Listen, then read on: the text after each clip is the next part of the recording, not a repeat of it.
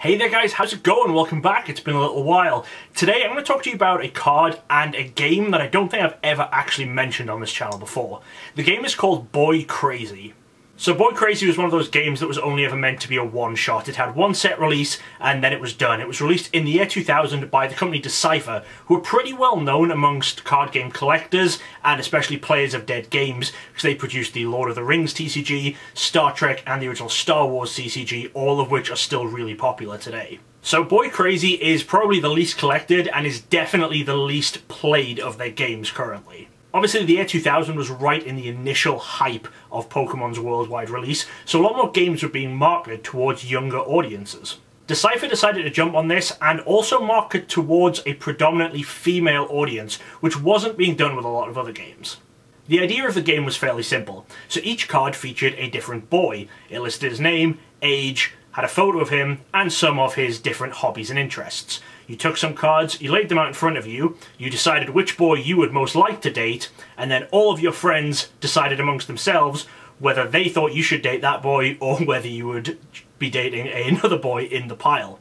I'm sure now you can see why there are no active players of this game today. So while the game did have some aspects of TCGs that you would expect, you know, it had randomized booster packs and it had a large set, I believe with over 360 cards within the set, it did also do away with a lot of the other fundamental things you would expect from trading card games. For a start, there's never a need to have more than one of a specific card, because unlike other games where they're pushing you to try and include 3 or 4 copies in a deck in order to get you to buy more packs, that doesn't really work here. You only want one of every card, so you don't want to be revealing the same card twice. Second, every player is playing from the same pool of cards, so as long as between you and your friends you have one of every card that you want, you again don't need to keep buying more, because you and your friends can just shuffle all the cards together and play. And lastly, despite having over 360 cards in the set, there was no rarity to any of the cards. Each booster pack had 9 cards, I believe, and had exactly the same chance of getting any card in any slot in that pack. So again, if you're buying a few packs with your friends, it is very, very easy to have every card for this game, everything that you need. You know, there isn't that incentive to keep buying that other games would have. So with the lack of rarities, you would expect pretty much every card to be the same value, and for the most part that's true. Pretty much any card in this set, I believe you can pick up for around 50 cents to $1, if that. Of course though, I wouldn't be making this video if there wasn't some sort of weird, valuable anomaly.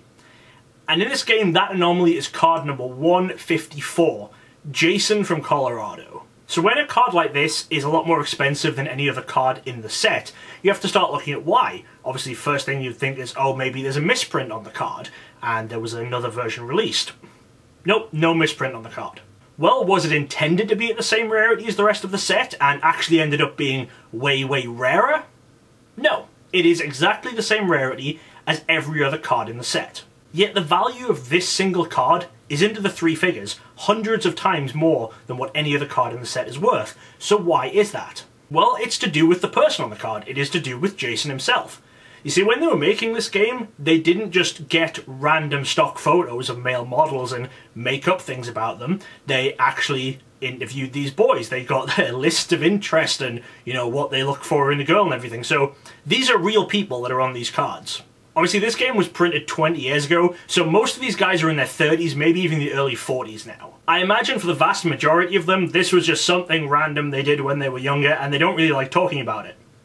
Except for Jason. Jason has decided to fully embrace this. So why is Jason embracing the fact that he was on this card actually affecting the value? Well, you see, Jason works for a company called Dark Horse Genetics. I actually believe he may be one of the owners of Dark Horse Genetics. So Dark Horse Genetics are a company that are based in Colorado and California, and they develop new strains of marijuana.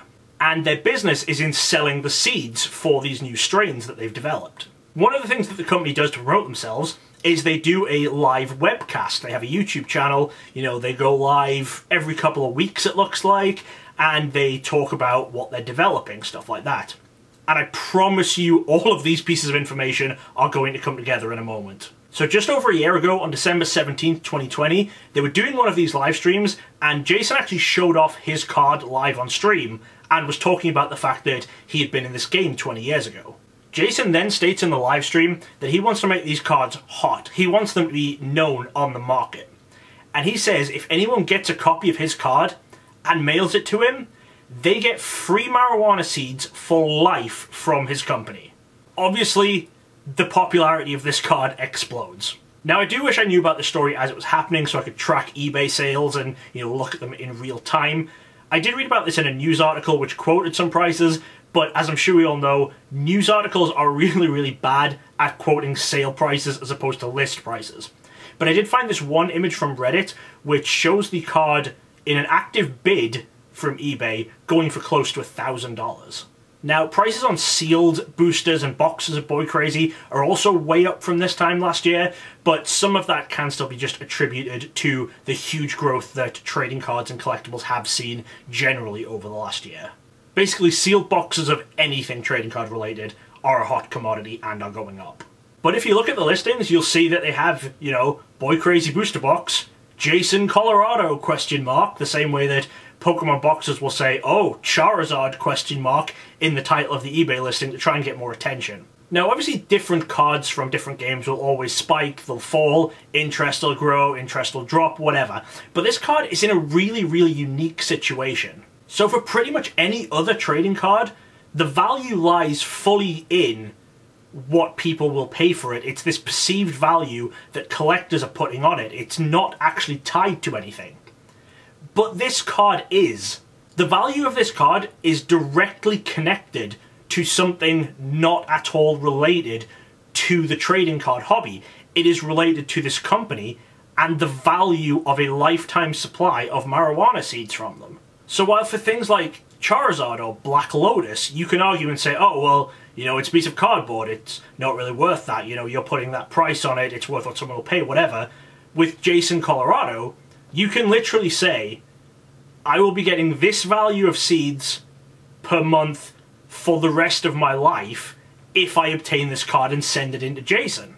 So if you are a person who is regularly buying seeds from this company and would be continuing to do so, buying this card could actually be saving you money in the long term, which is a really strange and odd concept. It's not like investing where you think the value of the card is going to grow, you're literally giving it away, but it will be saving you money on something else.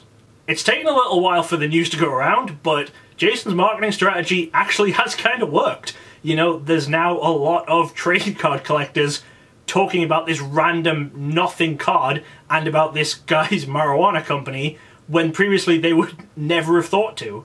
Now, obviously, at some point in the future, if they stop accepting this card for that deal, then the value of it probably will drop, but depending on what he's actually doing with the copies he's received, then maybe there are just still going to be less of these in circulation than any of the others. So I can't really say what would happen to the value then, whether it would go down to what the other cards are worth or not.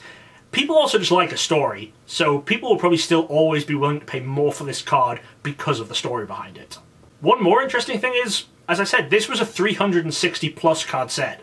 So there are 360 more boys out there who could be using the fact that they are on a trading card to their advantage in some way. So it will be interesting to see if any more of them pop up and do some advertising or anything.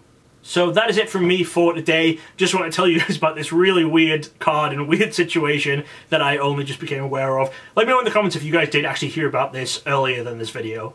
But as always, I hope you guys enjoyed, and I will see you next time. Thanks for watching. Check out some more videos right here. And don't forget to subscribe for more awesome content from DJ Gigabyte. Gotta catch 'em all!